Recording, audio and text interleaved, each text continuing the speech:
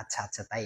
হুম হুম হুম, কথা বলার জন্যই তো সুযোগ করে দিয়েছি, কোনো টেনশন নেই। আমাদের সাথে সোনিয়া আছে, মিম আছে, আমাদের সাথে আছে কে? দেখি, স্মৃতি আছেন। ক্লাসটা একটু ইয়েতে শেয়ার করে দেন, ক্লাসটা একটু হোয়াটসঅ্যাপ গ্রুপে শেয়ার করে দেন, আমরা খুব শীঘ্রই শুরু করে দেবো ইনশাআল্লাহ। খুব সুন্দর একটা ক্লাসের জন্য আমরা দীর্ঘদিন ধরে অপেক্ষা করছিলাম, এবং আমরা আমাদের সেই কাঙ্ক্ষিত ক্লাস নতুন করে সবকিছু শুরু করতে যাচ্ছি ইনশাআল্লাহ। এখান থেকে আপনাদের, এখন থেকে একদম জিরো থেকে শুরু করে ইনশাআল্লাহ আমার বিশ্বাস আছে, আমি যতদিন পর্যন্ত আমি থাকবো, আপনাদের এই মানে হিসাব বিজ্ঞান থেকে শুরু করে প্রত্যেকটা বিষয় 2 থেকে 3 বার আমি রিভাইজ দেওয়াবো ইনশাআল্লাহ এই কয় মাসে। আপনাদের এ প্লাস কিভাবে আপনাদের হাত থেকে ছুটে সে বিষয়টা আমি দেখবো। আপনার কি আমার সব ঠিকঠাক ভাবে শোনা যাচ্ছে কিনা একটু বলেন। হ্যাঁ, নোয়াকে একটু মেনশন দিয়ে দেন একটু কাইন্ডলি ফার্স্ট। হ্যাঁ, ওকে, গুড।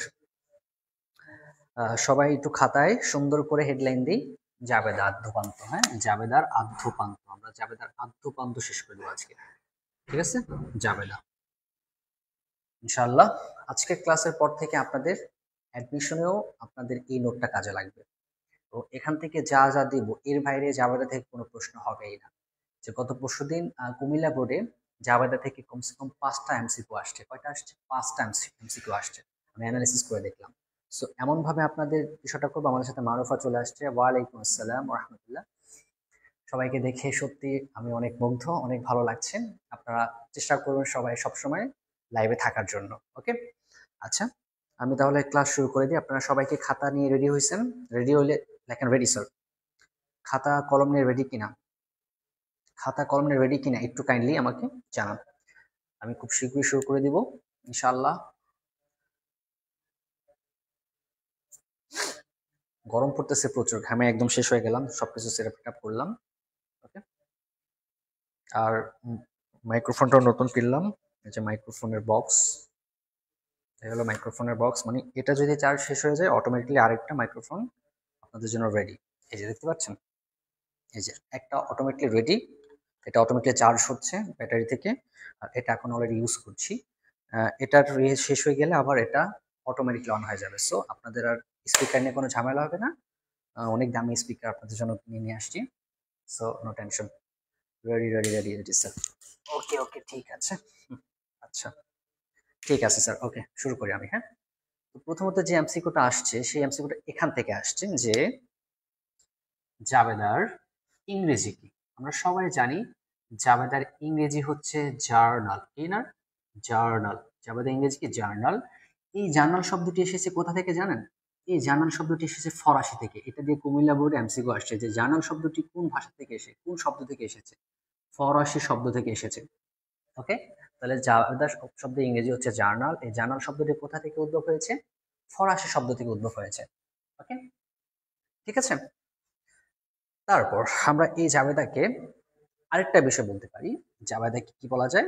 জাবেদাকে বলা হয় হিসাবের প্রাথমিক বই, সবাই জানি, এগুলো বেসিক নলেজ। তারপর আমি দিয়ে দিচ্ছি আপনাদের বোঝার সুবিধার্থে প্রাথমিক বা সহকারী কি? সহকারী, হ্যাঁ, সহকারী কি বই বলা হয়। জাবেদাকে হিসাবে কি বলা হয়? প্রাথমিক বা সহকারী বই বলা হয়, ওকে? জাবেদা হিসাব চক্রের কততম ধাপ কে বলতে পারি? আনসার কমেন্ট করুন তো, জাবেদা হিসাব চক্রের কততম ধাপ? কি মজা, কি মজা, ওকে।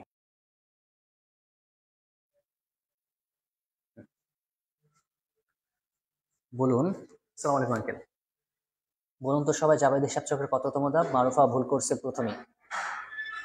মারুফা প্রথমেই ভুল করলো। মারুফা, এটা কিন্তু মেনে নেওয়া যায় না। জাবেদাকে হিসাব চক্রের কততম বলা বলা হয়? সোনিয়া বলেছে 3। হুম হুম হুম হুম, আনফরচুনেটলি আপনাদের কারোটাই হয়নি। হুম, আপনাদের কারোটাই হয়নি।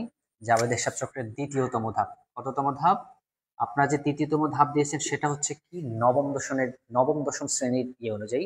তবে দ্বিতীয়টা হচ্ছে এসএসসি অনুযায়ী। হ্যাঁ, দ্বিতীয়তম ধাপ, ঠিক আছে? এটা হচ্ছে এসএসসি অনুযায়ী, এসএসসি তে এটা ফলো করা হয়। আর তৃতীয়তম ধাপ ফলো করা হয় হচ্ছে গিয়ে কোথায়? নবম দশম শ্রেণী। এটা আমি দিয়ে দিলাম আপনাদের বোঝার সুবিধাতে। তৃতীয়তম ধাপ হচ্ছে কত? দ্বিতীয়তম ধাপ হচ্ছে, হ্যাঁ, তৃতীয়তম ধাপ হচ্ছে হলে গিয়ে এসএসসি নিয়ম অনুযায়ী, ঠিক আছে? এসএসসি নিয়ম অনুযায়ী আপনাদের নবম দশম শ্রেণীর যখন হবে তখন তৃতীয়তম ধাপ হিসাবে দাগাতে হবে এসএসসি তে। লেনদেন শনাক্তকরণ বিষয়টাকে মানে বাদ দিয়ে দেওয়া আছে, তারা তারা ডাইরেক্টলি লেনদেন লিপিবদ্ধ থেকে শুরু করে। ওকে, এসএসসি ভুল করছে, সবাই ভুল করছেন, প্লিজ একটু কাইন্ডলি এটা একটু নোট করে ফেলেন। নোট ডান হলে বলেন, কাইন্ডলি এটা একটু নোট হলে ডান হলে আমাকে একটু বলুন প্লিজ। হ্যাঁ, মিম, নুহা, ইফা, বাকিরা আপনারা কি বুঝতে পারতেছেন? একটু কাইন্ডলি বলবেন। হ্যাঁ, তাহলে বুঝতে পারছি জাবেদাকে হিসাবে দ্বিতীয়তম ধাপ বলা হয় এসএসসি অনুযায়ী, এবং এটা হচ্ছে তৃতীয়তম হচ্ছে এসএসসি নিয়ম অনুযায়ী। এটা তেমন একটা ম্যান্ডেটরি না, দ্বিতীয়তম ধাপ থাকবে। হ্যাঁ, বুঝতে পারছি, ডান, সবাইকে নোট করছি। স্যার বুঝিনি, মূলত হিসাব চক্রটা আসলে দুইটা স্ট্যান্ডার্ড ফলো করে, ঠিক আছে, সনাতন এবং আধুনিক। তো এসএসসির যে টিচাররা রয়েছে তারা সাধারণত লেনদেন শনাক্তকরণকে অ্যাভয়েড করে লেনদেন লিপিবদ্ধকরণ থেকে হিসাব চক্র শুরু করেন। লেনদেন লিপিবদ্ধকরণ, জাবেদাভুক্তকরণ। কিন্তু এসএসসি নিয়ম অনুযায়ী তারা কি করে? লেনদেন শনাক্তকরণ করেন, লিপিবদ্ধকরণ করেন এবং জাবেদাভুক্ত করেন। এক্ষেত্রে এসএসসি নিয়ম অনুযায়ী সেটা হয়ে যাচ্ছে তৃতীয়তম ধাপ। আর এসএসসির নিয়মে, অর্থাৎ আপনারা পরীক্ষায় যদি দেখেন যে জাবেদা হিসাব চক্রের কততম ধাপ, অবশ্যই কোনটা দাগাবেন? এটা দাগাতে হবে আপনাকে, দ্বিতীয়তম ধাপ দাগাতে হবে। বুঝতে পারছি? ডান ডান ডান। দ্বিতীয় দ্বিতীয় ধাপ কি আমি বলেছি, ভালোভাবে বলেছি। দ্বিতীয় হচ্ছে এসএসসি নিয়ম অনুযায়ী, এসএসসি তে আপনারা যখন দাগাবেন। আর তৃতীয় দাগাবেন হচ্ছে কি এসএসসি, অর্থাৎ এটা তেমন ম্যান্ডেটরি জেনে রাখার জন্য। যদি আপনি কোনো স্টুডেন্ট পড়াইতে যান তাহলে সেক্ষেত্রে আপনি তৃতীয়তম ধাপ দাগাই দিবেন, ঠিক আছে? ওকে, ডান। হ্যাঁ, গুড, ভেরি গুড। ঠিক আছে, তাহলে আশা করি এই বিষয়টা ক্লিয়ার। হ্যাঁ, ওকে। এবার আমরা জাবেদাকে কয় ভাগে বিভক্ত করতে পারি? জাবেদাকে আমরা জাবেদাকে আমরা সাধারণত দুইটা ভাগে বিভক্ত করতে পারি। কয়টা ভাগে? দুইটা ভাগে, এক আর হচ্ছে দুই। এক নাম্বার করতে পারি আমরা প্রকৃত প্রকৃত বা সাধারণ জাবেদায়। কি? প্রকৃত বা সাধারণ জাবেদায়। দুই নাম্বার করতে পারি আমরা বিশেষ জাবেদা। কি? বিশেষ জাবেদা। ওকে, তাহলে জাবেদা কত প্রকার হতে পারে? প্রধানত জাবেদা প্রধানত দুই প্রকার। কত প্রকার? দুই প্রকার। একটা হচ্ছে প্রকৃত জাবেদা বা সাধারণ জাবেদা, অপর নাম হচ্ছে সাধারণ জাবেদা। আর একটা হচ্ছে বিশেষ জাবেদা। ওকে, তৃতীয় ধাপ কেন লিখেছেন স্যার? তৃতীয়তম ধাপ লিখেছি, সেটা এসএসসির নিয়ম অনুযায়ী তৃতীয়তম ধাপ দাগানো হয়। অর্থাৎ এসএসসি ওটা দরকার না, আপনি তৃতীয়তম না লিখলেও চলবে, আপনি দ্বিতীয়তম লিখেন। Okay, Mim, done, very good, very good, thank you, thank you. তাহলে প্রকৃত জাবেদা বা সাধারণ জাবেদা, বিশেষ জাবেদা। এই প্রকৃত জাবেদাকে আবার কয়েকটা ভাগে বিভক্ত করা হয়েছে। হ্যাঁ, এটাকে আবার কয়েকটা ভাগে বিভক্ত করা হয়েছে। এটা এক নাম্বার বলা যায় প্রারম্ভিক জাবেদা। কি? প্রারম্ভিক। কি? প্রারম্ভিক জাবেদা দেরি হয়ে যাবে, প্রারম্ভিক। দুই নাম্বার হচ্ছে সমাপনী। কি? সমাপনী। তিন নাম্বার হচ্ছে সমন্বয়। কি? সমন্বয়, সমন্বয় জাবেদা। চার নাম্বার হচ্ছে ভুল সংশোধনী। কি? ভুল সংশোধনী। পাঁচ নাম্বার হচ্ছে বিপরীত। কি? বিপরীত জাবেদা। ওকে, তাহলে প্রকৃত জাবেদাগুলোকে কিভাবে বিভক্ত করা যায়? প্রারম্ভিক জাবেদা, সমাপনী জাবেদা, সমন্বয় জাবেদা, ভুল সংশোধনী জাবেদা, বিপরীত জাবেদা। এটাকে মনে রাখার আমি একটা টেকনিক বানাচ্ছি, সেটা আমি পরে দিচ্ছি। আগে প্রারম্ভিক জাবেদা দাখিলা তো হলো, সমাপনী জাবেদা একটু বিষয়টা আমরা জানি। এই সমাপনী জাবেদা দাখিলার মাধ্যমে আয়, ব্যয়, উত্তোলন, উত্তোলন কি করা হয়? হিসাব জের বন্ধ করা হয় বা শূন্য হয়, দুইটা দিয়ে প্রশ্ন হয়েছে। প্রশ্নটা এবার এসএসসি পরীক্ষায় ঢাকা বোর্ডে এসেছে যে সমাপনী দাখিলার মাধ্যমে নিচের কোন হিসাবের জের শূন্য করা হয় বা বন্ধ করে দেওয়া হয়। তাহলে সেক্ষেত্রে দাগাবেন আয়, ব্যয়, উত্তোলন, যে কোনো একটার মাধ্যমে সমাপনী দাখিলা বন্ধ করে দেওয়া হয়। ওকে, আর এই আয় আর ব্যয়কে আবার কি হিসাব বলা হয়? এই আয় আর ব্যয় হিসাবকে, এই আয় আর ব্যয় হিসাবকে আপনি বলতে পারেন নামিক হিসাব বলা হয়। কি হিসাব বলা হয়? নামিক হিসাব বলা হয়। খুবই গুরুত্বপূর্ণ বিষয়, অ্যাডমিশন, এসএসসি সব জায়গায়। তাহলে সমাপনী দাখিলার মাধ্যমে এটা লিখছেন কিনা আমাকে একটু বলুন। ওকে, হ্যাঁ, নামিক হিসাব, ভেরি গুড স্মৃতি, ইয়েস, নামিক হিসাব। তাহলে প্রকৃত জাবেদা কোনগুলো? প্রারম্ভিক, সমাপনী, সমন্বয়, ভুল সংশোধনী, বিপরীত। ওকে, ঠিক আছে, এটা কি লিখছি? এটা কি লেখা হয়েছে 2 নাম্বার, যদি ডান হয় লেখেন 2, তাহলে এখানে আমি আরেকটা কথা লিখবো, এটা এ পর্যন্তই। তাহলে সমাপনী দাখিলা সম্পর্কে কয়টা বিষয় আমি লিখলাম? প্রথমে লিখলাম যে আয় ব্যয় উত্তোলন হিসাব বন্ধ করা হয় সমাপনী দাখিলার মাধ্যমে, এবং এই আয় আর ব্যয়কে কি হিসাব বলা হয়? নামিক হিসাব বলা হয়। এবং এই আয় ব্যয় উত্তোলনের জেরটাকে বন্ধ করে দেওয়া হয় বা হিসাবের জের শূন্য হয় কোন দাখিলার মাধ্যমে? সমাপনী দাখিলার মাধ্যমে বা জাবেদার মাধ্যমে। ওকে, এটা দেওয়া হয় কখন? হিসাবকাল শেষে। এর সম্পর্কে আরেকটা তথ্য নিয়ে যান। হিসাবকাল শেষে দেওয়া হয়। কখন দেওয়া হয়? হিসাব কাল শেষে, শেষে দেওয়া হয়। এই দাখিলাটা কখন দেওয়া হয়? হিসাবকাল শেষে। প্লিজ 2 নাম্বারটা যদি ডান হয় 2D লেখি প্লিজ। হ্যাঁ, 2 নাম্বারটা যদি ডান হয়ে যায় প্লিজ লিখবো 2D। ওকে,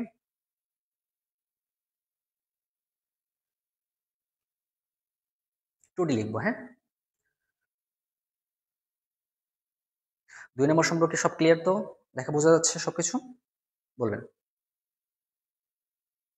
2D Marufa, 2D very good. বাকিটা লিখতে পেরেছি। বাকিটা কি লিখতে পেরেছি? হ্যাঁ, ইফা লিখেছে 2D, thank you so much. সবাই কিন্তু খুব সুন্দর করে গোছানো নোট করবেন এবং আমাকে নোট জমা দিবেন। আমি চেক করে দেখব কার কোথায় ভুল হয়েছে। অনেক সময় আমি লিখছি একটা, আপনারা অন্য একটা লিখতে পারেন। সেটা চেক করে দেওয়ার দায়িত্ব আমার। আপনারা কখনো ভুল কিছু শিখে যাবেন না। আপনাদের আমি সঠিকটাই শেখাবো এবং সঠিকটাই মাথায় নিয়ে পরীক্ষা হলে যাবেন। কোনো কনফিউশন ক্রিয়েট যেন না হয়। Mim today, thank you so much. Sonia লিখছি? Sonia Mim today, okay good. তাহলে এই যে সমাপনী দাখিলা সম্পর্কে এই এই যা দিলাম ম্যান। হ্যাঁ, আচ্ছা, বিশেষ জাবেদার জন্য ফাঁকা রাখবো, আমি লিখবো। এবার আরেকটা বিষয়, ভুল সংশোধনী। আচ্ছা, এটা সমন্বয়, সমন্বয়, সমন্বয় বিষয়টা যদি বলি, সমন্বয় কখন দেওয়া হয়, কোন কোন দাখিলার জন্য সমন্বয় দাখিলা দেওয়া হয়? মনে রাখবেন, অগ্রিম বা বকেয়া, হতে পারে সেটা আয়, হতে পারে সেটা ব্যয়। ওকে, তাহলে অগ্রিম বা বকেয়া আয় আর ব্যয়ের জন্য কোন দাখিলা দেওয়া হয়? সমন্বয় দাখিলা দেওয়া হয়। এটাও কি দেওয়া হয়? এটাও হিসাবকাল শেষে দেওয়া হয়। কখন দেওয়া হয়? হিসাবকাল শেষে দেওয়া হয়। ওকে, হিসাবকাল শেষে দেওয়া হয়। এটা একটু মার্ক করে রাখেন সুন্দর করে, এটা একটু মার্ক করে রাখেন। ওকে, তাহলে সমন্বয় দাখিলা কখন দেওয়া হয়? অগ্রিম বা বকেয়া আয় আর ব্যয়ের জন্য সমন্বয় দাখিলা দেওয়া হয়।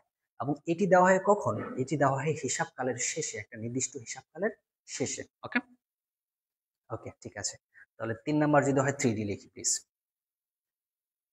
3 নাম্বারটা লেখা হলে 3D। ওকে, 3 নাম্বারটা লেখা ডান হলে 3D।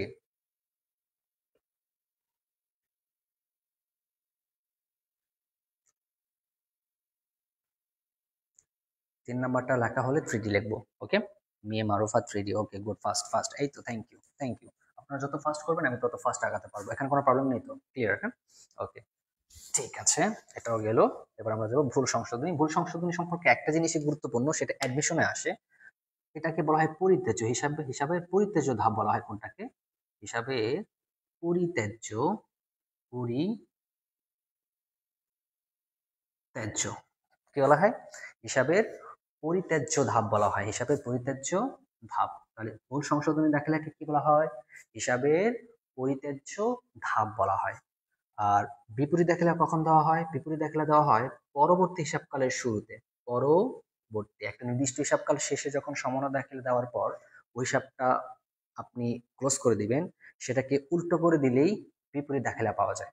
এটা হচ্ছে পরবর্তী হিসাবকালের শুরুতে, এটা পরীক্ষায় আসে পরবর্তী হিসাবকালের শুরুতে, শুরুতে বিপরীত দাখিলা বলা হয়, দেওয়া হয়। এটা হচ্ছে হিসাব চক্রের ঐচ্ছিক ধাপ। কি ধাপ? হিসাবের ঐচ্ছিক ধাপ, হিসাবের ঐচ্ছিক ধাপ। ওই জয় ছ রশ্মি ক, ঐচ্ছিক ধাপ। ওকে, ঐচ্ছিক ধাপ কিন্তু আরেকটা আছে, বলতে পারবেন কোনটা? হিসাব হিসাব হিসাব চক্রের আরেকটা ঐচ্ছিক ধাপ আছে, সেটা কি কি বলতে বলতে পারবেন? স্যার আমি ফাইন্যান্সেও ফেল করছি। আচ্ছা, সমস্যা নেই, 4th সাবজেক্ট ফাইন্যান্সে ফেল করছেন, এখন আমি আরো ভালোভাবে ক্লাসগুলো নিব, ক্লাসগুলো করবেন ইনশাআল্লাহ। আশা করি ফাইন্যান্সে কোনো প্রবলেম থাকবে না। প্রত্যেকটা ক্লাসে আমি নিব, যাদের ফাইন্যান্স রয়েছে আমি সব নেব। বিপরীতটা, ওকে স্যার আরেকবার বলেন। স্যার বিপরীত দাখিলাটা পরবর্তী হিসাবকালের শুরুতে দেওয়া হয় এবং একে হিসাবের ঐচ্ছিক ধাপ বলা হয়। কি বলা হয়? হিসাব চক্রের ঐচ্ছিক ধাপ বলা হয়। এবং আমি আরেকটা প্রশ্ন করেছি, আরেকটা হিসাব চক্রের ঐচ্ছিক ধাপ আছে, সেটা কোনটা? কেউ কি বলতে পারবেন? কেউ কি বলতে পারবেন, বলেন তো? কেউ কি বলতে পারেন আরেকটা হিসাব চক্রের ঐচ্ছিক ধাপ রয়েছে, কোনটা? কমেন্ট করুন তো দেখি, কে পারেন দেখি।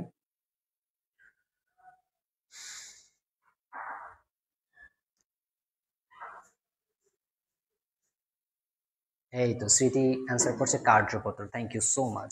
হিসাব চক্রের আরেকটা ঐচ্ছিক ধাপ রয়েছে, সেটা কি? কার্যপত্র। মনে থাকবে, কার্যপত্র। এটাকে ইংরেজিতে কি বলা হয়? ওয়ার্কশিট বলা হয়। এটা সাইডে লিখে রাখেন, WORK, ওয়ার্ক, SHEET, ওয়ার্কশিট। হ্যাঁ, তাহলে হিসাব চক্রের ঐচ্ছিক ধাপ কয়টা? দুইটা।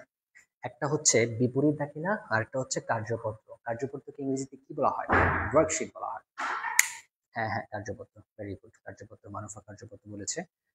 সোনিয়া, মিম, নোহা, ইফা লিখতে পেরেছি, বুঝতে পারছি এটা। তাহলে এই বিষয়টা বুঝতে পারছি, কার্যপত্রকে ইংরেজিতে ওয়ার্কশিট বলা হয়, বিপরীত দাখিলা দেওয়া হয় পরবর্তী হিসাবকালের শুরুতে, এবং এটাকে হিসাব চক্রের ঐচ্ছিক ধাপও বলা হয়। দুইটাই কার্যপত্র। Thank you. ওকে, ঠিক আছে। এবার এটা মনে রাখার জন্য একটা টেকনিক, হ্যাঁ, প্রকৃত জাবেদা বা সাধারণ জাবেদা মনে একটা টেকনিক। প্রশ্নটা হলো থাকবে, নিচের কোনটি প্রকৃত জাবেদার অংশ নয়? নিচের কোনটি প্রকৃত জাবেদার অংশ? তখন তো আটকে যাবেন। মিম, এই তো, ভেরি গুড। তাহলে আমি একটা তাহলে টেকনিক দিয়ে দিই, তাহলে প্রকৃত জাবেদা মনে একটা টেকনিক।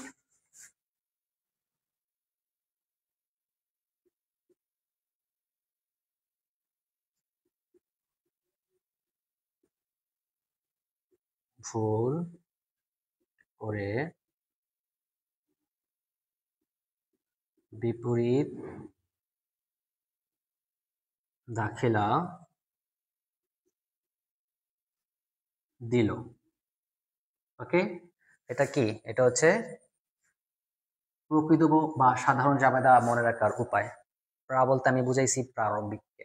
কাকে? প্রারম্ভিককে। বলতে এভাবে লিখতে পারেন, এখানে বলতে বুঝাইছি কাকে? প্রারম্ভিককে। ওকে, প্রারম্ভিককে। আমি দ্বারা বুঝাচ্ছি সমাপনীকে। কাকে?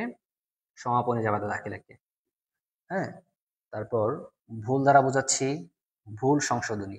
হ্যাঁ, ভুল সংশোধনী। আর বিপরীত তো আছি, তাহলে প্রারম্ভিক জাবেদা দাখিলা, সমাপনী জাবেদা দাখিলা, ভুল সংশোধনের জাবেদা দাখিলা, বিপরীত দাখিলা, এগুলোকে কোন ধরনের হিসাব বলা হয়? কোন জাবেদার অংশ বলা হয়? প্রকৃত বা সাধারণ জাবেদা বলা হয়। কেমন লাগলো বলেন? কবিতা না বাবা, এক লাইনের একটা কবিতা লিখলাম মনে রাখার জন্য, আপনাদের ভালোর জন্যই, যাতে যাদের মনে না থাকে তাদের মনে রাখার সুবিধার্থে। ওকে, আপনারা যদি ওভাবে মুখস্থ করে মনে রাখতে পারেন, কনগ্রেটস। আর যদি মনে রাখতে একটু কষ্ট হয় বা অসুবিধা হয়, আপনি কবিতাটা মনে রাখতে পারেন। কবিতা না, এটা টেকনিক বলা যায়, এটা টেকনিক। ওকে, প্রকৃত জাবেদার টেকনিক। হ্যাঁ, প্রকৃত বা সাধারণ জাবেদার টেকনিক। হ্যাঁ, জাবেদার টেকনিক। ওকে, তাহলে এগুলোর মধ্যে যা যা থাকবে সবগুলোকে কি বলা হয়? প্রকৃত বা সাধারণ জাবেদা। কেমন লাগছিল? কেমন লাগছে বলুন? এই টেকনিকটা মনে রাখলে কি আর ভুল হবে? এই টেকনিকটা যদি 1 2 3 বার মনে রাখতে পারেন, তাহলে আর আপনার খুঁজে খুঁজে বের করতে পারেন এটা সমাপনী, এটা সাধারণ, দরকার নেই। জাস্ট টেকনিকটা মনে রাখবেন, হয়ে যাবে ইনশাল্লাহ। ওকে, বাকিটা লিখতে পারছি।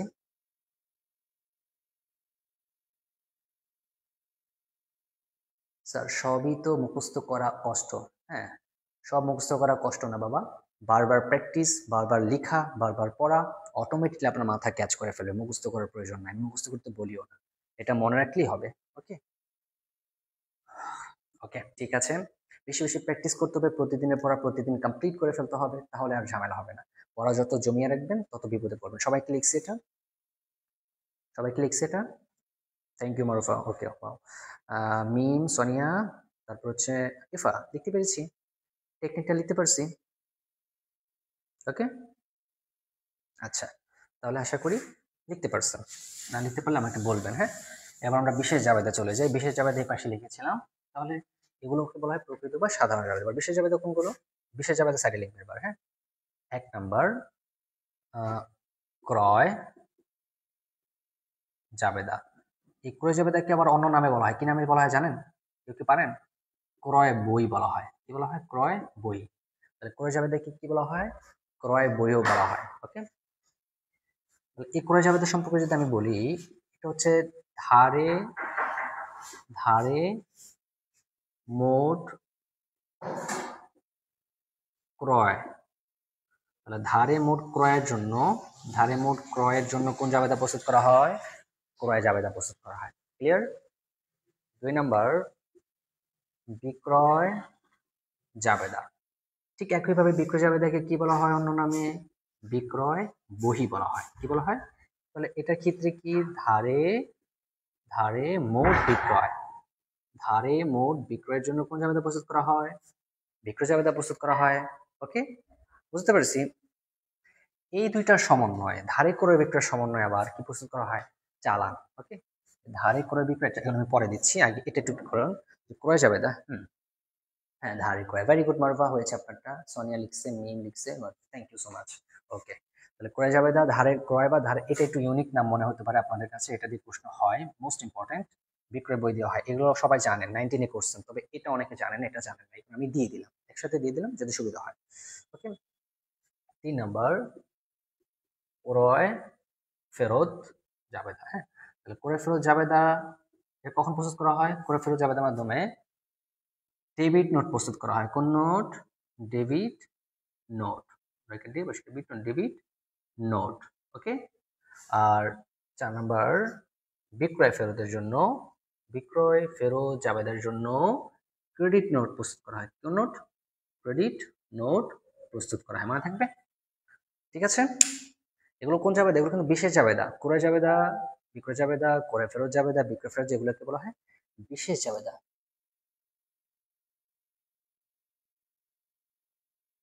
এই তো, ভেরি গুড, বিক্রয় ফেরত, গুড। সিম্পল বেসিক নোটটা সবার জানা আছে, জাস্ট একটু ঝালাই করে দেওয়া, এতটুকুই, যাতে আবার মনে থাকে। ওকে, তাহলে 1 2 3 4 কি ক্লিয়ার কিনা আমাকে বলুন। হ্যাঁ, ধারে ক্রয় বিক্রয়, হ্যাঁ বিক্রয়। ওকে, গুড, থ্যাংক ইউ মারুফা। বাকিরা কি করতে পেরেছি? বাকিরা এটা কি লিখতে পারছি?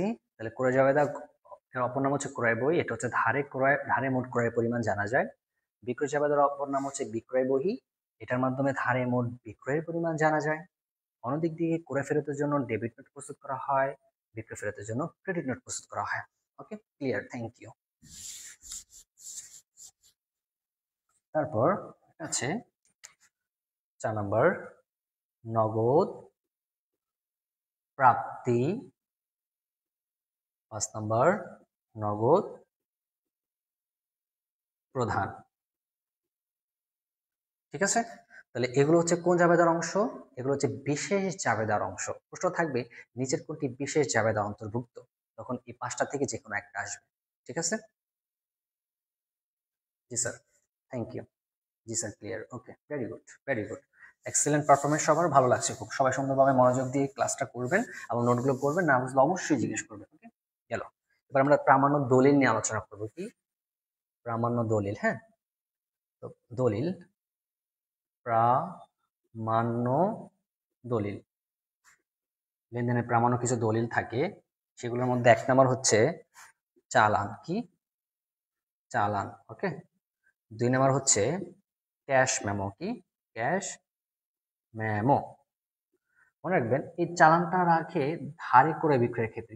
ধারে ক্রয় বিক্রয়ের ক্ষেত্রে চালান প্রয়োজন পড়ে, কিন্তু নগদের ক্ষেত্রে আবার কি পড়ে জানেন? ক্যাশ মেমো তালব্য আছে। এই নগদে ক্রয় বিক্রয়ের ক্ষেত্রে আবার কি পড়ে? নগদে ক্রয় আর বিক্রয়ের ক্ষেত্রে প্রয়োজন পড়ে হচ্ছে ক্যাশ মেমো। এবার দুইটাই কিন্তু প্রস্তুত করে কে? দুইটাই প্রস্তুত করে বিক্রেতা। দুইটাই প্রস্তুত করে কে? প্রস্তুত করে বিক্রেতা। প্রস্তুত করে বিক্রেতা। বিক্রেতা। প্রশ্ন আসছে পরীক্ষায়, এই যে কুমিল্লা বোর্ডে আসছে, বলা হয়েছে যে ক্যাশ মেমো প্রস্তুত করেন কে? মনে রাখবেন, ধারে হোক বা নগদে হোক, দুইটার ক্ষেত্রেই চালান বা ক্যাশ মেমো প্রস্তুত করেন বিক্রেতা। মনে থাকবে? পাওনাদার হয়নি, কারোই হয়নি, দানাদার পাওনাদার কিচ্ছু হয়নি, দেখছেন মারুফা? সো এই ইম্পর্টেন্ট জিনিসটা একটু লিখে ফেলে যান। এই ইম্পর্টেন্ট জিনিসটা একটু লিখে ফেলেন সবাই। অনেকে জানেন না, অনেকে ভুল জানেন। হ্যাঁ, এই তো দেখছেন, ভুল করছেন। সো ক্যাশ মেমো ক্রেতা, নো, সব ভুল, একটাও হয়নি। সব ভুল, তাড়াতাড়ি লিখে ফেলি। চালান এবং ক্যাশ মেমো প্রস্তুত করেন বিক্রেতা, দুইটাই বিক্রেতা কর্তৃক সরবরাহ করা হয়। ওকে, নোট ডান? নোট ডান কিনা? নোট ডান? দেখতে পাচ্ছি।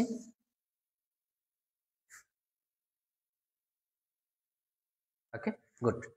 ঠিক আছে, সবাইকে লিখতে পারছি?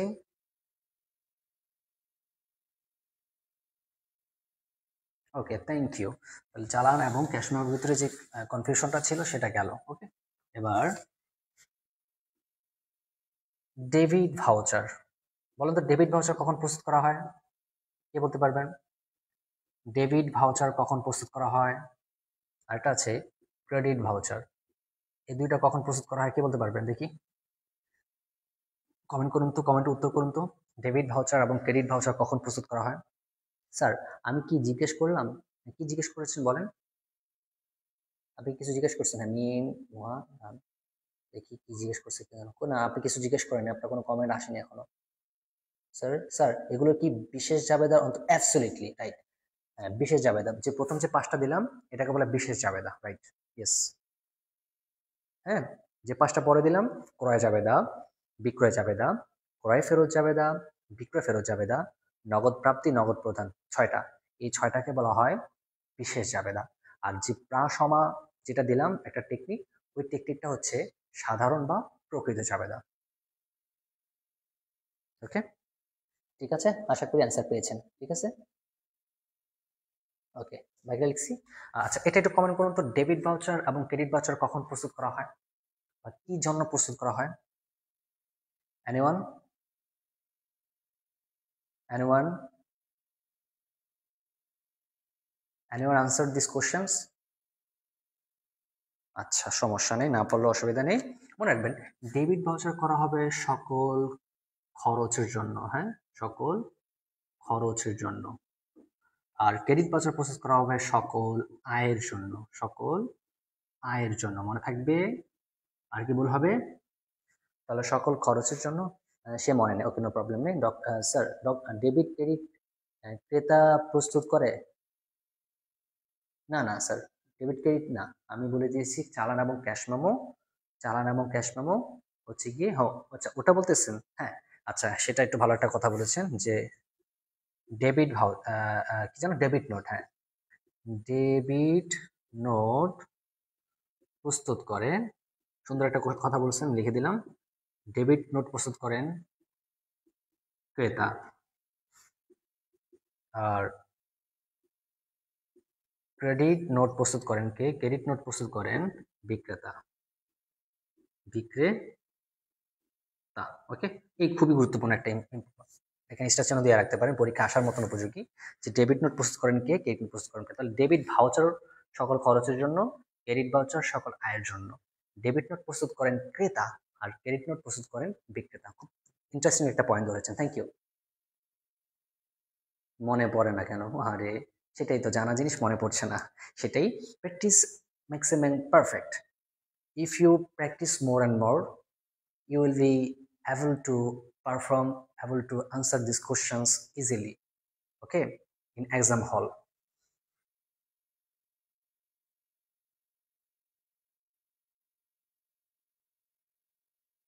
লিখছি সবাই?